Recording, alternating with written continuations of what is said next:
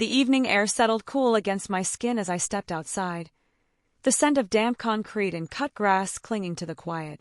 The old basketball hoop stood ahead, its backboard scuffed and the net frayed, swaying gently in the breeze. I ran my fingers over the post, tracing the chipped paint, and felt the familiar ache in my chest. I could still remember my father's hands adjusting my arms, steadying my grip, the quiet weight of his approval in a simple pat on my head. A ball lay forgotten near the fence. I bent down, brushing off the dust, letting my fingers sink into the grooves. The feel of it, the weight, pulled me back into motion. Dribble once, twice. I squared my stance and took a shot. The ball struck the backboard, rolling through the hoop with a hollow thud. Then, a presence behind me, quiet, unnoticed until the last second. A warm touch, feather-light, along my shoulder. I startled slightly, turning to find Lucas standing close, his hand still resting there. His grip was brief, barely a squeeze before he tucked his hands back into his hoodie pockets. He didn't speak, but the way he looked at me said enough. He had been watching. He had been there. Lucas walked past me without a word, bent down and picked up the ball. He dribbled a few times, the sound steady, familiar. Then he took a shot. It missed. The ball rolled toward me, and I caught it before it could disappear into the bushes. Instead of handing it back right away, I stepped closer and ruffled his hair. An old habit, one I hadn't realized I had let go of. He huffed in protest, shaking me off, but not before I caught the hint of a smirk tugging at the corner of his mouth. I tossed the ball back. He tried again. This time, the shot was smoother, cleaner. I watched him carefully, the way his stance had changed, how much taller he stood now. He wasn't the little boy who used to trip over his own feet anymore. His movements were more assured, his shoulders broader. But the way he glanced at me after each shot, waiting for me to notice, that was still the same. And I did notice. The game unfolded between us without words. We passed the ball, rebounded, moved in easy rhythm. At one point, he bumped my shoulder playfully, testing me. I bumped him back. For so long, I had been trying to feel seen again, trying to remember who I was, trying to reach for something that had long since dulled. The careful touches of makeup, the quiet attempts to bring back a spark that had faded in my marriage. My husband never seemed to notice, but Lucas did. The ball moved between us in an easy rhythm, but my mind wandered. For so long, I had felt invisible, drifting through days unnoticed, my presence an afterthought in a life that once felt full. I had tried everything to be seen again, but my husband's gaze always seemed fixed elsewhere, lost in the glow of his phone, the hum of work, the silence that had settled between us. But here, under the dim backyard light, Lucas was paying attention. He stayed close, not in a way that interrupted the game, but in a way that made his presence felt. His shoulder brushed against mine when we reached for the ball at the same time, a fleeting warmth against the cool night air. When he passed it back, his fingers grazed my wrist, light, absent-minded, but lingering just a second longer than necessary. I took a shot. The ball hit the rim and spun out. A quiet sigh slipped from me. Before I could step away, Lucas nudged me with his elbow. A wordless insistence. Try again. I did. This time, the ball cut through the net cleanly. Before I could even react, he stepped in close, his warmth chasing away the chill of the night.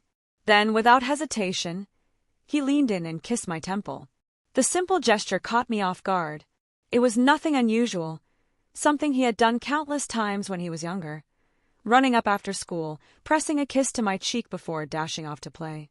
But now it felt different. He lingered for just a second longer than necessary, and I felt the warmth of his lips seep into my skin. I turned my head slightly, instinctively, and in that small movement, we met halfway. A real kiss. It was soft, barely more than a breath, but it was there. A fleeting moment of hesitation, of something unspoken between us. His lips were warm, familiar yet unfamiliar all at once. When he pulled away, I saw the quiet intensity in his eyes, the way he studied me as if searching for something. My fingers found his arm, squeezing gently, a silent acknowledgement, a quiet thank you. He didn't pull away, and in that moment, for the first time in years, I felt seen.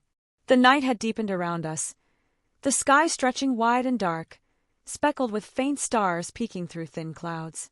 The cool air settled against my skin, crisp and fresh, carrying the distant scent of pine and damp earth.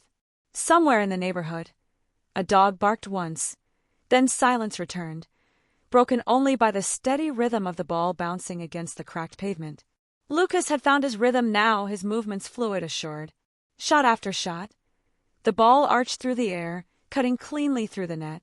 His confidence had grown since the first hesitant attempts, the ones where he had looked at me after every shot, seeking some unspoken validation. Now he barely hesitated.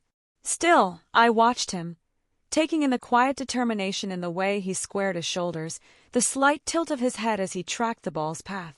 I had spent years studying him without even realizing it, learning the subtle changes in his expressions, the way he carried himself, the boyish habits he never quite grew out of. A breeze rustled the trees, making the old net sway slightly, its frayed threads shifting like ghosts of the past. I took my own shot.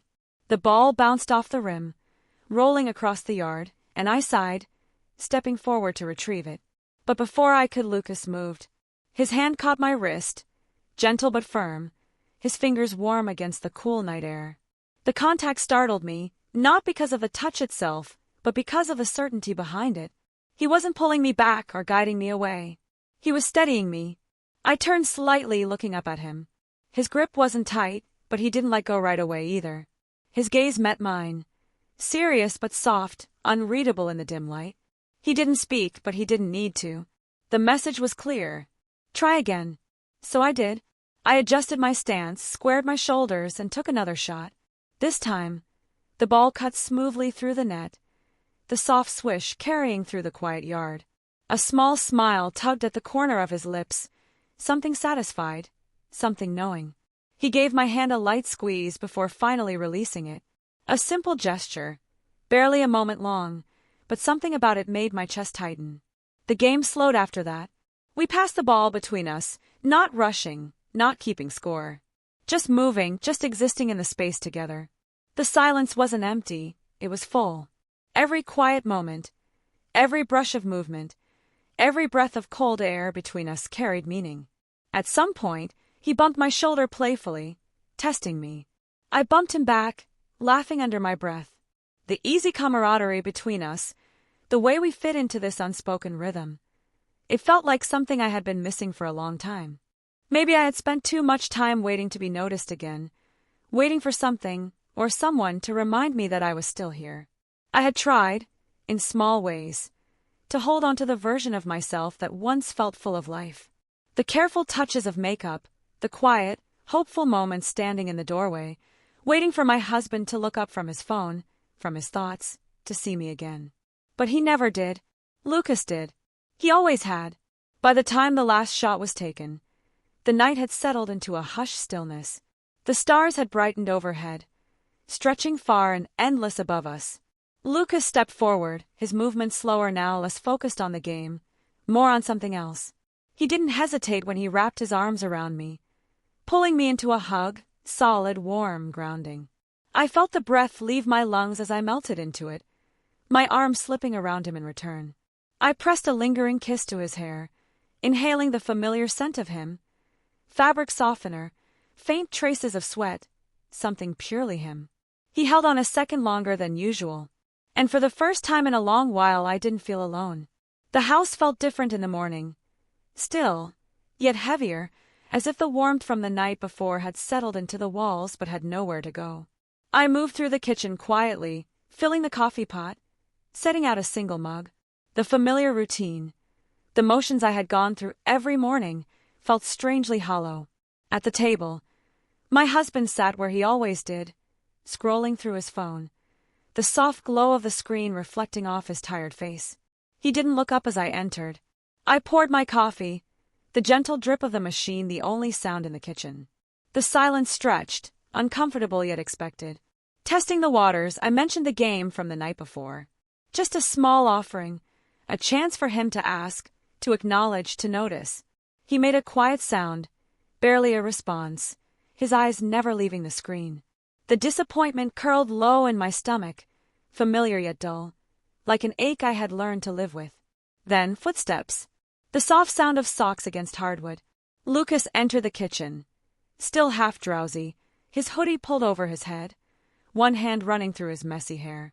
He walked past me toward the fridge, but just before reaching it he paused. His hand landed lightly on my shoulder, fingers warm through the fabric of my sweater. A brief, grounding touch, a silent acknowledgement. Before I could react, he leaned in, pressing a quick kiss to my cheek, a fleeting, familiar gesture, one he hadn't done in years. By the time I turned my head, he had already moved on, pulling out the milk and pouring himself a glass like nothing had happened. But something had. A warmth lingered where his lips had been, not in a way that startled me, but in a way that filled something small, something quiet. A reassurance. I reached up, covered his hand with mine for just a second before letting go.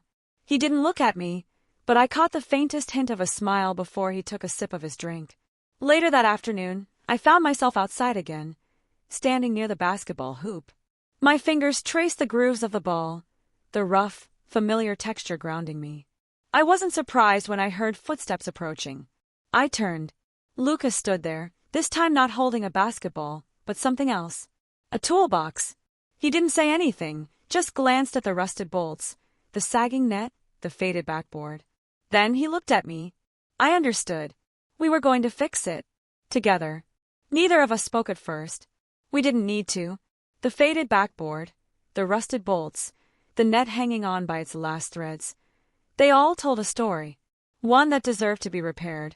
Lucas pulled out a wrench, testing the old bolts that had held for years but were now loose, worn by time and weather.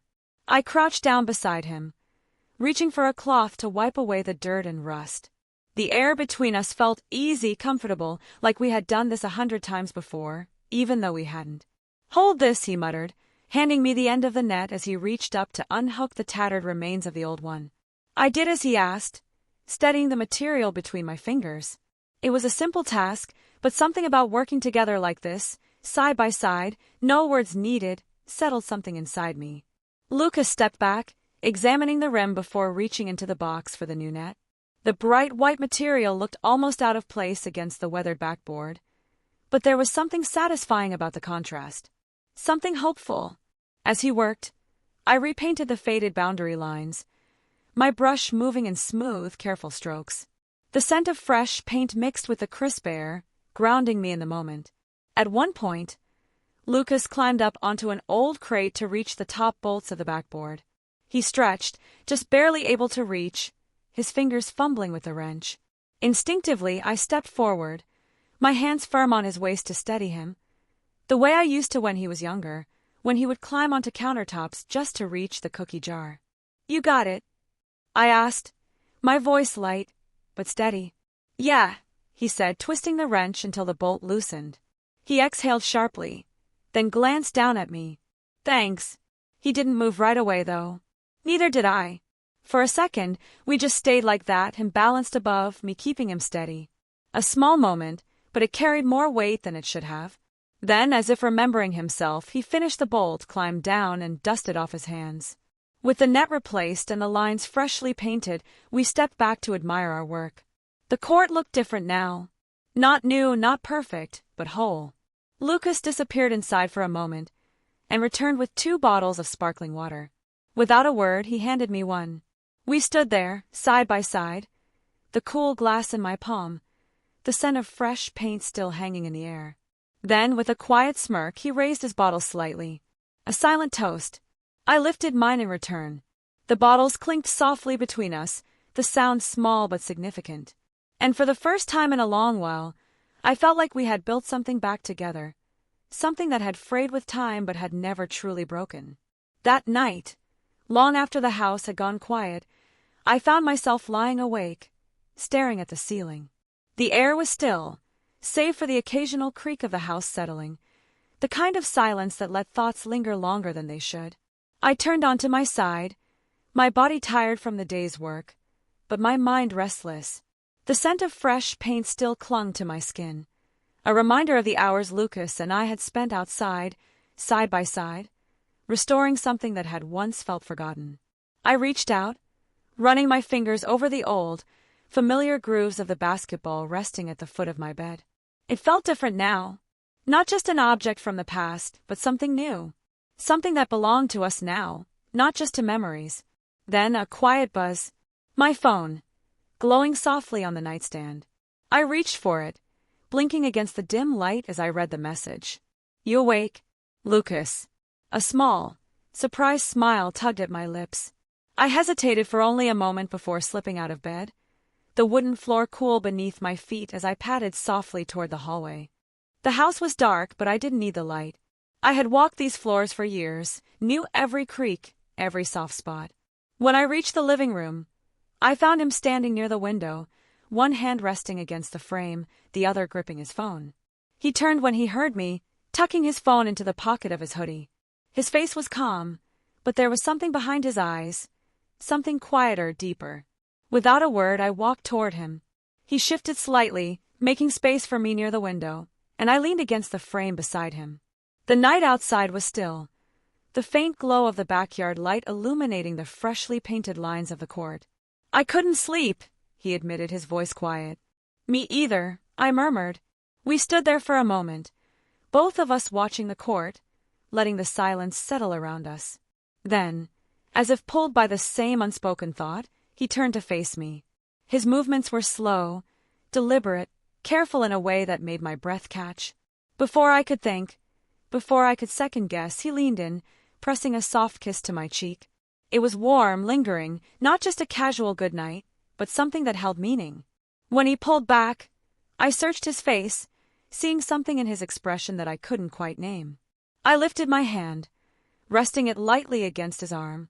A quiet acknowledgement, a silent thank you. For the game. For the court. For noticing me when I had stopped noticing myself. We didn't need words. We just stood there, side by side in the quiet of the night. And for the first time in a long time, I felt at peace. The house was silent except for the faint hum of the refrigerator and the occasional creak of the floorboards beneath our feet. The world outside the window was still, the dim backyard light casting long shadows over the freshly painted court. Lucas stood close, his hands buried in the pockets of his hoodie, his gaze distant.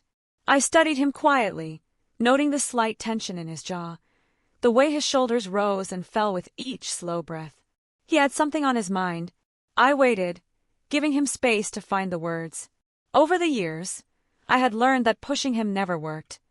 He spoke when he was ready, when he felt safe enough to let the thoughts unravel. Finally, he exhaled, his breath soft in the quiet room. I've been thinking a lot, he admitted. His voice was low, careful. I turned to face him fully, offering him my undivided attention. About what? He hesitated, then looked at me. His eyes were steady, searching. About us. The words hung between us, neither heavy nor light, just there. I felt my chest tighten slightly, not in fear but in anticipation. I know things have felt different lately, he continued, rubbing the back of his neck. And I don't want you to think I don't notice. I do. I swallowed, my throat suddenly dry. Lucas. But he shook his head, stepping closer. No, let me say this. I closed my mouth, letting him continue. You're always the one holding everything together, he said, his voice softer now. Always taking care of everyone, making sure everything runs the way it's supposed to. But who's taking care of you? The question caught me off guard. I opened my mouth to respond, to insist that I was fine, that I didn't need taking care of. But the words felt empty even before I could speak them. Because he was right. For so long, I had been giving pieces of myself away, making space for everyone else's needs, their wants, their expectations. And, somewhere along the way, I had forgotten how to ask for something in return. Lucas must have seen the conflict in my expression because he exhaled and shook his head with a quiet chuckle. You don't have to answer that. I let out a breath I hadn't realized I was holding. Then, without thinking, I reached for him, resting my hand lightly on his arm. A simple touch, but one that felt necessary. He didn't pull away. Instead, he shifted slightly, angling his body toward me, and in a movement so natural it didn't even surprise me, he leaned in. A soft kiss. Just a brush of his lips against my cheek. Gentle, familiar, but filled with something unspoken. A silent acknowledgement. A quiet promise. I closed my eyes for a moment, letting the warmth of it settle over me. When I opened them again, he was still there, watching me waiting. I squeezed his arm lightly, mirroring the reassurance he had given me so many times before. "Thank you," I whispered. He smiled, small but genuine. And in that quiet space between us, something shifted, something that didn't need to be spoken aloud. For the first time in a long time, I felt seen.